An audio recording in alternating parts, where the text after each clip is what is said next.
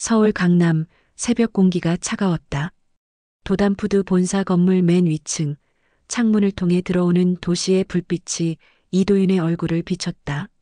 33년의 세월이 그의 눈가에 살짝 주름을 남겼지만 여전히 젊고 단단한 인상이었다. 검은색 터틀넥과 정갈한 슬랙스, 아무도 그를 재벌 2세라 짐작하지 못했다. 이도윤은 창가에서 멀어지며 책상으로 걸어갔다. 모니터 화면에는 분기별 매출 그래프가 떠 있었다. 그는 자리에 앉아 안경을 고쳤으며 숫자를 확인했다. 상승세는 좋은데 이도윤의 목소리가 텅 빈 사무실에 울렸다. 그는 가만히 표정을 굳히며 손가락으로 모니터를 톡톡 두드렸다. 매출, 이익, 성장률, 모든 지표가 상승 곡선을 그리고 있었지만 무언가 부족했다. 다음 날 아침 회의실은 긴장감으로 가득했다. 마케팅 본부장 강지훈이 프레젠테이션을 시작했다. 이번 분기 마케팅 성과 보고드리겠습니다. 신규 고객 유입률 전년 대비 27% 증가했습니다. 이도윤은 조용히 고개를 끄덕였다. 숫자는 좋았다 하지만 회의 내내 그의 마음 한편에는 이상한 공허함이 자리했다. 성공이란 뭘까? 숫자 너머의 진짜 가치는 무엇일까? 회의가 끝나고 사무실로 돌아온 이도윤은 창가에 서서 아래 분주히 오가는 사람들을 바라봤다. 그의 손에는 어젯밤 늦게까지 검토했던 신규 사업 계획서가 들려 있었다. 대표님, 오늘 저녁 모임 일정 확인차 연락드렸습니다. 비서의 목소리가 내선 전화로 들려왔다. 취소해줘. 개인적인 일이 생겼어. 이도윤이 대답했다. 퇴근길 인파로 북적이는 강남역 근처, 이도윤은 평소처럼 걸어서 집으로 향했다. 회사 직원들은 그가 대중교통을 이용한다는 사실에 놀라곤 했다. 24시 편의점 앞을 지나는데 이상한 소리가 들렸다. 이런 쓰레기 같은 누군가의 화난 목소리였다. 이도윤은 걸음을 멈추고 소리가 나는 쪽을 바라봤다. 편의점 구석에서 한 노인이 바닥에 떨어진 쓰레기를 줍고 있었다. 허름한 옷차림이 그가 노숙자임을 말해주고 있었다. 그 앞에 젊은 남자가 서 있었다. 거지가 이 동네 품격 떨어뜨리네. 사람 흉내는 좀 그만 내세요. 젊은 남자의 목소리에는 경멸이 가득했다. 그는 손에 들고 있던 커피컵을 노인의 얼굴을 향해 던지려는 듯했다. 이도윤은 본능적으로 다가갔다. 잠깐만요. 이도윤이 커피컵을 붙잡았다. 이분이 누굴 해쳤습니까? 돈 없다고 사람 취급 안 하면 그건 당신이 사람 아니죠. 이도윤의 말에 젊은 남자는 얼굴을 붉혔다. 잘난 척은 이도윤은 대꾸하지 않고 지갑에서 5만 원을 꺼내 노인에게 건넸다. 밥 따뜻하게 드세요. 젊은 남자는 이도윤을 노려보더니 사라졌다. 노인은 멍한 표정으로 돈을 바라보았다. 이도윤은 고개를 숙여 인사하고 걸음을 옮겼다. 아침 햇살이 밝게 쏟아지는 토요일, 이도윤은 일찍 일어났다. 아파트 창문으로 들어오는 빛이 그의 얼굴을 환하게 비추는 가운데 어제 저녁의 일이 마음에 걸렸다. 커피를 들고 발코니에 나가 서서히 깨어나는 도시를 바라보며 그의 넓은 아파트에서 펼쳐지는 전망은 서울의 부와 권력을 상징했다. 생각을 정리하려 평소처럼 조깅을 나가며 경로를 바꿔 어제 본 노숙자 노인이 있었던 편의점 근처로 향했다. 가게가 가까워질수록 걸음이 느려졌는데 왜 이렇게 궁금한 걸까? 이도윤은 자신의 행동이 이해되지 않았다. 편의점 앞에 도착했을 때 노인의 모습은 보이지 않아 조금 실망했다. 주변을 둘러보던 중 이도윤은 골목 저편에서 익숙한 실루엣을 발견했고 그것은 바로 그 노인이었다. 이도윤은 직감적으로 몸을 숨겼고 노인이 천천히 걸어가는 모습을 조용히 따라갔다. 노인은 공원 벤치에 앉아 주머니에서 어제 이도윤이 준 5만 원을 꺼냈다. 이도윤은 그가 무엇을 할지 궁금해 숨을 죽였다. 잠시 후 노인은 일어나 걸음을 옮겼고 이도윤은 조심스럽게 그를 미행했다. 두 블록을 걷자 노인은 다른 노숙자들이 모여 있는 곳에 도착했다. 놀랍게도 노인은 주머니에서 1만 원을 꺼내 한 노숙자에게 건네며 오늘 밥이라도 따뜻하게 드세요라고 낮은 목소리로 말했다. 이도윤은 눈을 크게 뜨며 노인이 다른 노숙자에게도 1만 원을 건네는 모습을 지켜봤다. 이도윤은 입술을 깨물었다. 그럼 자기는 뭘 먹고 살아? 그는 중얼거렸다. 잠시 후 노인은 다시 걸음을 옮겼고 이도윤은 계속 따라갔다. 동네 작은 마트 앞에서 노인은 발걸음을 멈추었는데 어린 아이를 안고 있는 젊은 여성이 계산대 앞에서 난처한 표정을 짓고 있었다. 1,000원이 부족하네요. 마트 직원의 말에 여성은 당황한 듯 아이 분유값인데라고 떨리는 목소리로 말했다. 그 순간 노인이 다가가 1만 원을 건네며 이거로 계산해 주세요라고 조용히 말했다. 여성은 놀란 눈으로 노인을 바라보며 정말 감사합니다라고 말했다. 직원이 거스름 돈을 건네자 노인은 그 잔돈까지 여성에게 건네준다. 이도윤은 그 자리에 얼어붙었다. 자신이 준 돈으로 타인을 도우며 정작 본인은 가진 것 없이 돌아가는 노인의 모습이 충격적이었다. 노인의 뒷모습은 초라했지만 어딘가 위험이 느껴졌다. 그는 자신의 지갑을 바라보며 카드 여러 장과 현금 수십만 원이 들어있는 것을 확인했다. 그동안 자신은 얼마나 많은 사람들을 그저 지나쳐 왔을까? 이도윤은 복잡한 감정에 휩싸였다. 자신이 알던 세상의 기준이 흔들리는 것을 느꼈다. 물질적 풍요로움이 진정한 부는 아닐지도 모른다는 생각이 스쳐 지나갔다. 그는 노인이 사라진 방향을 바라보며 깊은 생각에 잠겼다. 도담푸드 본사 월요일 아침의 분주함이 사무실을 채웠다. 이도윤의 책상 위에는 서류 더미가 놓여 있었고 그는 평소와 달리 집중력이 흐트러진 상태였다. 주말에 본 노인의 모습이 자꾸 떠올랐다. 비서가 노크 후 들어와 서류 한 장을 내밀었다. 대표님, 투자 미팅 요청서가 들어왔습니다. 이도윤은 무심코 서류를 받아들었다. 에코푸드 앱 대표 유세진 드림이라는 문구가 눈에 들어왔다. 그는 서류를 자세히 살펴보았다. 음식물 쓰레기 줄이기 위한 앱 서비스라는 컨셉이 눈에 띄었다. 꽤 그럴듯한 사업 계획서였다. 이도윤은 잠시 생각에 잠기더니 비서를 향해 고개를 들었다. 이분과 직접 만나보겠습니다. 비서는 잠시 놀란 표정을 지었다가 이내 고개를 끄덕였다. 보통 이도윤은 투자 미팅을 마케팅팀에 일임했기 때문이다. 네, 일정 잡아드리겠습니다. 비서가 나간 후 이도윤은 다시 서류를 들여다봤다. 그는 미팅 요청서에 첨부된 대표 사진을 보았다. 서류를 내려놓으며 눈을 크게 떴다.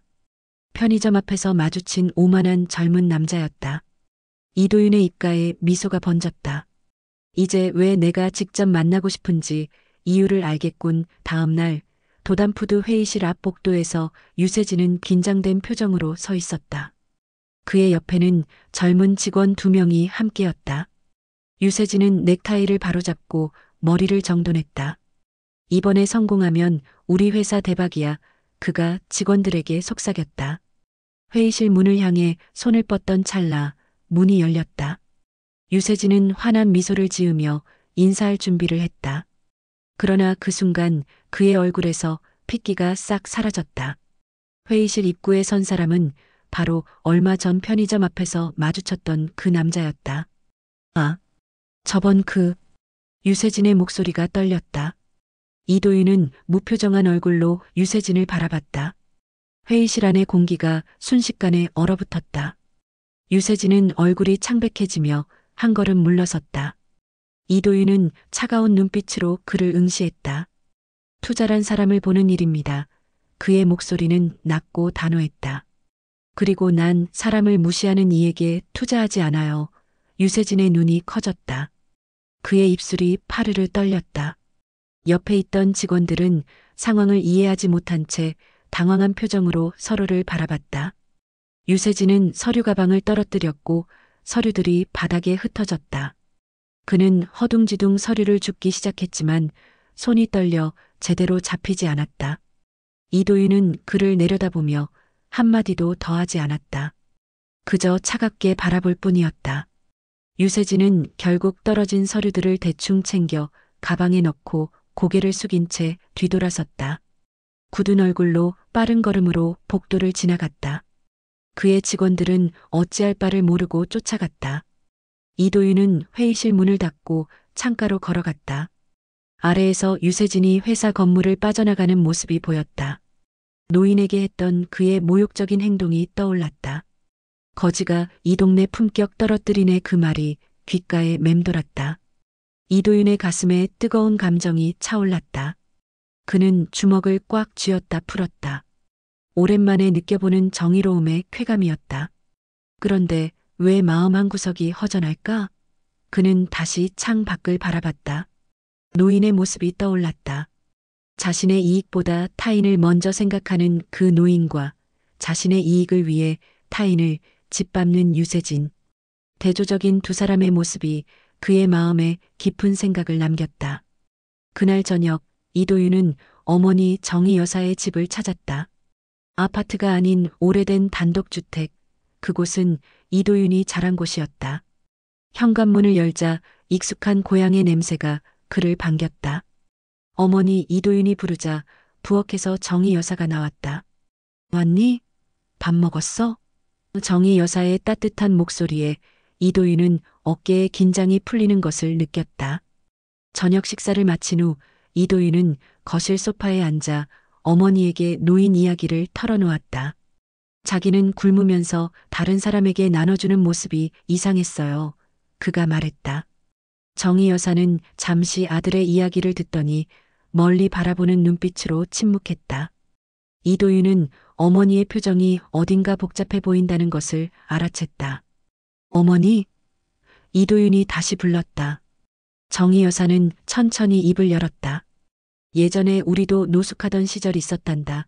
이도윤은 눈을 크게 떴다. 내가 5살이던 겨울. 정희 여사의 목소리가 떨렸다. 어떤 노숙자 아저씨가 10만 원권 수표 한 장을 주셨지. 그 돈으로 밥 먹고 다시 살아갈 힘이 생겼어. 이도윤은 숨을 멈췄다.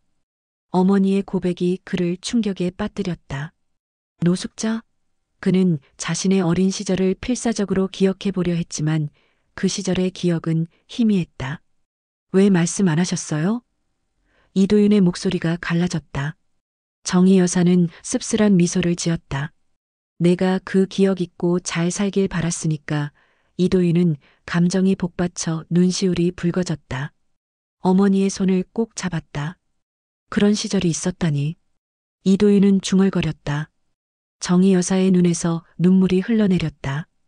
그 노숙자분이 아니었다면 우린 그 추운 겨울을 넘기지 못했을 거야. 정희 여사의 목소리가 떨렸다. 이도윤은 혹시나 하는 생각에 그 노인의 얼굴을 떠올렸다. 어머니, 그분을 찾아뵐 수 있을까요? 이도윤이 조심스럽게 물었다. 정희 여사는 놀란 눈으로 아들을 바라봤다. 내가 그분을 어떻게 찾을 수 있겠니? 이도윤은 미소 지었다. 지금 그분을 제가 만났다고 생각해 보세요. 이도윤의 말에 정희 여사는 손으로 입을 가리며 놀랐다. 설마. 이도윤은 고개를 끄덕였다. 제가 본 그 노인분이 30년 전 어머니를 도와주신 분일 수도 있어요. 정희 여사의 눈이 커졌다. 정말이니? 그게 가능할까? 이도윤은 확신할 수 없었지만 가능성은 충분했다. 함께 가서 확인해 보면 알 수 있을 거예요. 이도윤이 말했다. 정희 여사는 손을 떨며 고개를 끄덕였다. 그래, 가보자. 그녀의 목소리에는 기대와 두려움이 섞여 있었다. 이도윤은 어머니의 손을 잡았다. 삶이란 때로는 이렇게 예상치 못한 방향으로 흘러가기도 하는 것이다. 그는 자신이 퇴근길에 우연히 만난 노인이 어머니의 인생을 바꾼 그 사람일지도 모른다는 생각에 가슴이 뛰었다. 만약 그렇다면 자신은 어떻게 그 은혜를 갚아야 할까?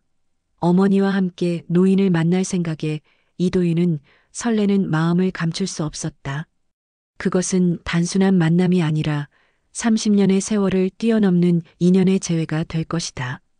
다음 날 이도윤은 어머니와 함께 편의점 근처로 향했다. 정희 여사는 긴장한 듯 이도윤의 팔을 꼭 붙잡았다. 내가 그분을 알아볼 수 있을까? 정희 여사가 걱정스럽게 물었다.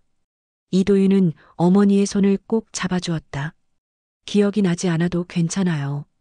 30년이나 지났으니까요. 그들은 편의점 앞에 도착했지만 노인의 모습은 보이지 않았다. 이도윤은 편의점 직원에게 물었다. 여기 자주 오시는 노숙자 할아버지 보셨나요? 직원은 고개를 끄덕였다. 아, 그분이요? 저쪽 공원에 계실 거예요. 직원의 말에 이도윤과 정희 여사는 공원으로 향했다. 멀리서 벤치에 앉아 있는 노인의 모습이 보였다. 이도윤은 어머니를 바라봤다. 정희 여사의 얼굴이 하얗게 변했다. 어머니? 이도윤이 걱정스럽게 불렀다. 그들이 천천히 다가가자 노인은 고개를 들어 바라봤다. 이도윤은 노인에게 인사했다. 안녕하세요. 지난번에 편의점 앞에서 만났던. 노인은 이도윤을 알아보고 미소 지었다. 아, 그때 그 청년이구나. 이도윤은 어머니를 노인에게 소개했다. 제 어머니세요. 정희 여사는 떨리는 목소리로 말했다. 혹시 30년 전 서울역에서 등에 악이 업은 여인 기억하시나요? 노인은 잠시 생각에 잠기더니 눈시울을 붉히며 고개를 끄덕였다. 내가 드린 그 10,000원, 지금까지 살아계셨군요. 노인의 주름진 눈가에 눈물이 맺혔다. 정희 여사도 눈물을 흘리며 노인의 손을 잡았다. 그때 그 10,000원이 우리 모자를 살렸어요.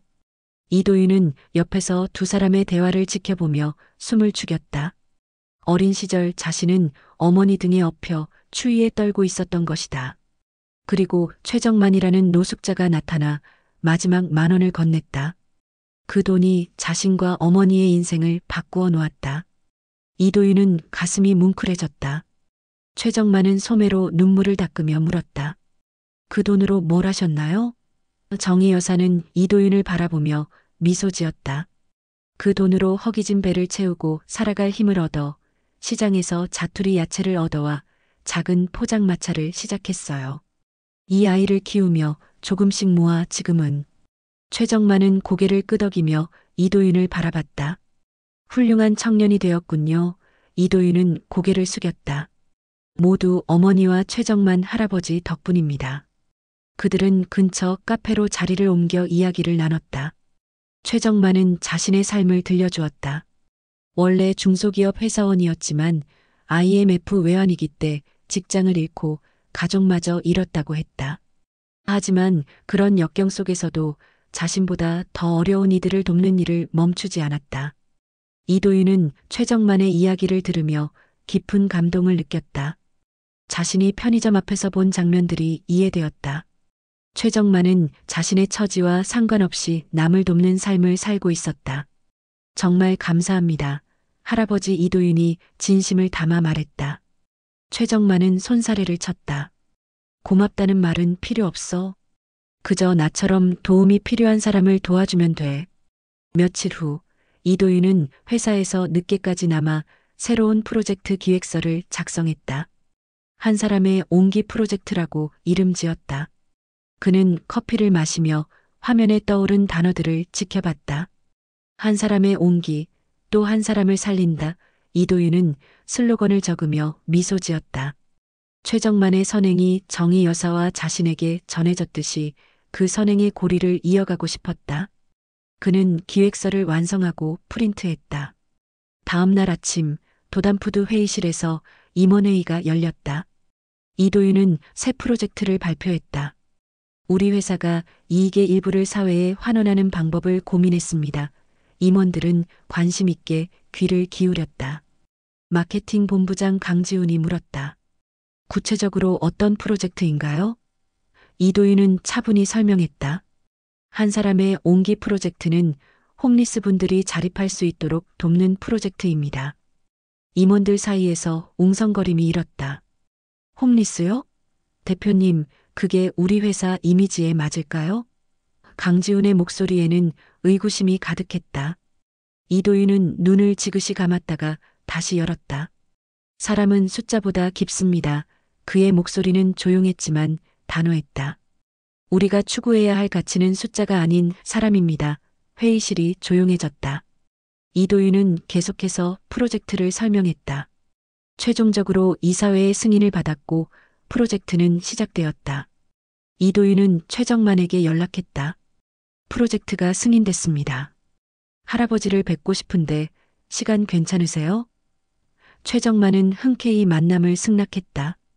이도윤은 그를 위해 공식 임명장을 준비했다. 이도윤은 최정만을 찾아가 공식 임명장을 건넸다.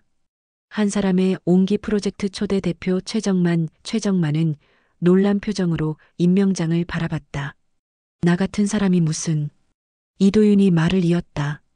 누구보다 이 일을 이해하실 분이니까요. 이젠 당신이 다른 사람들의 처음이 되어주세요. 최정만은 임명장을 받아들고 떨리는 손으로 만졌다. 내가 정말 할 수 있을까?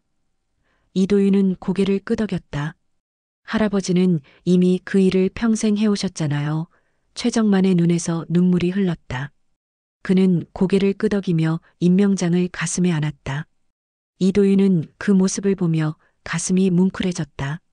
누군가에게 삶의 의미와 목적을 되돌려주는 일, 그것이야말로 진정한 성공이 아닐까 생각했다. 프로젝트는 빠르게 추진되었다. 도심 한복판에 작은 사무실을 마련했고 홈리스들을 위한 교육 프로그램도 준비했다. 최정만은 매일 사무실에 나와 프로젝트를 위해 힘썼다. 처음에는 서류 작업과 컴퓨터 사용이 서툴렀지만 곧 익숙해졌다. 그의 열정은 주변 사람들을 감동시켰다.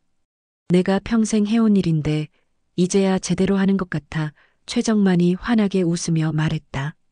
이도윤은 그런 최정만의 모습을 보며 뿌듯함을 느꼈다. 이도윤의 성공 뒤에는 어머니의 희생이 있었고 그 어머니를 살린 것은 최정만의 선행이었다. 이제 그 선행은 더 많은 사람들에게 전해질 것이다. 한 달 후 한 사람의 옹기 프로젝트 개소식이 열렸다.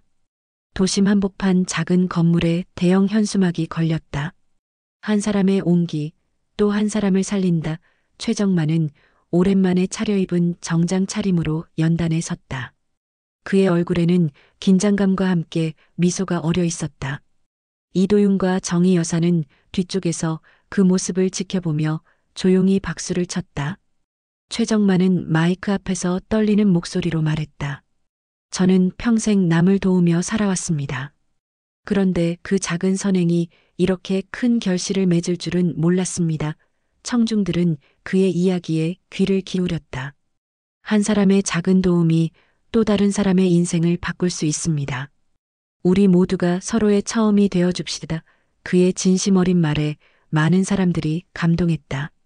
사람들은 뜨거운 박수를 보냈고 일부는 눈시울을 붉히기도 했다. 개소식이 끝나고 기자들이 이도윤에게 다가왔다. 이 프로젝트를 시작하신 특별한 계기가 있으신가요? 한 기자가 물었다. 이도윤은 잠시 최정만과 어머니를 바라본 후 미소 지었다. 모든 성공한 사람들의 뒤에는 그들의 처음을 만들어준 누군가가 있습니다. 저도 예외는 아니었죠. 그는 간결하게 대답했다. 다른 기자가 물었다. 최정만 대표님과는 어떻게 알게 되셨나요? 이도윤은 잠시 생각하더니 대답했다. 그분은 제 인생의 은인이십니다. 더 자세한 이야기는 나중에 기회가 되면 들려드리겠습니다.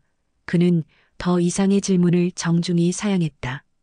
이도윤은 아직 자신과 최정만 그리고 어머니의 인연을 공개할 준비가 되어 있지 않았다. 그것은 너무나 소중하고 개인적인 이야기였다. 기자들이 자리를 떠나고 이도윤은 창밖을 바라봤다. 건물 밖에서 유세진이 멀뚱히 서 있는 모습이 보였다. 유세진은 잠시 건물을 올려다보더니 고개를 숙이고 있었다. 이도윤은 그 모습을 지켜보며 생각했다. 모든 사람에게는 변화할 기회가 있다. 어쩌면 유세진에게도 그런 기회가 올지 모른다. 이도윤은 그 생각을 마음에 품었다. 그는 다시 행사장으로 돌아가 최정만에게 다가갔다. 오늘 정말 멋지셨어요. 최정만은 쑥스러운 듯 웃었다. 긴장해서 말이 잘 안 나오더구먼. 이도윤은 그의 어깨를 토닥였다. 아니에요. 정말 감동적이었습니다. 정희 여사는 아들과 최정만을 바라보며 눈시울을 붉혔다. 그녀는 30년 전 그 추운 겨울날을 떠올렸다. 아이를 등에 업고 절망에 빠져 있던 그때 한 노숙자가 건넨 10,000원. 그 돈이 그녀와 아들의 인생을 바꾸었다. 그리고 이제 그 선행은 더 큰 선행으로 이어지고 있었다. 정희 여사는 가슴이 뭉클해졌다. 이도윤은 어머니에게 다가가 그녀의 손을 잡았다. 어머니, 괜찮으세요? 정희 여사는 눈물을 훔치며 고개를 끄덕였다. 그저 감사할 뿐이구나. 그녀의 목소리에는 깊은 감동이 담겨 있었다. 이도윤은 어머니를 꼭 안아주었다. 그들의 뒤로 한